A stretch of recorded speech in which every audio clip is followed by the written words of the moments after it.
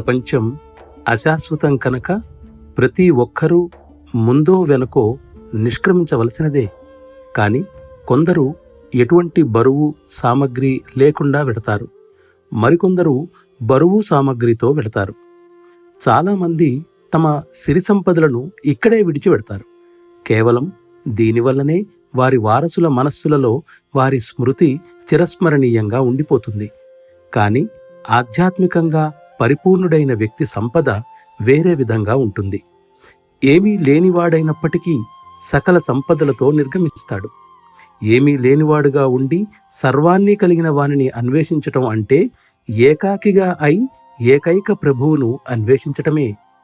ఏమీ లేనివాడై ఉండడమంటే నా అర్థంలో ఇదే.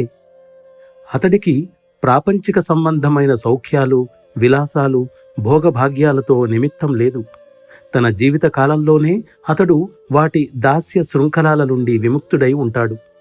నా భావంలో సంపన్నుడంటే అతడు ప్రయాణానికి కావలసిన గ్రాసాన్ని అనగా తన ఆధ్యాత్మిక సంపాదనల యథార్థ సారాన్ని తనతో తీసుకువెడతాడు.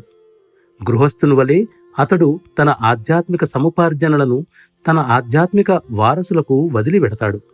ఒక్కొక్కరు తమ సామర్థ్యాన్ని బట్టి దానిలో భాగాన్ని పొందుతారు. మిగిలినది అతడి స్థానాన్ని అలంకరించిన వ్యక్తి సంపూర్ణంగా గ్రహిస్తాడు.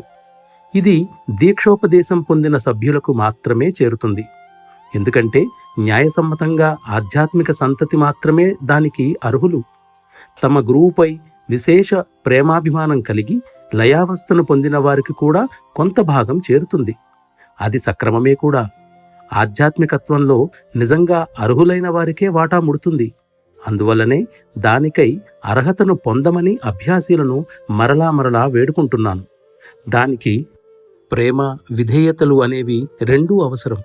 ఈ రెండూ ఒకదానిపై ఇంకొకటి ఆధారపడి ఉంటాయి.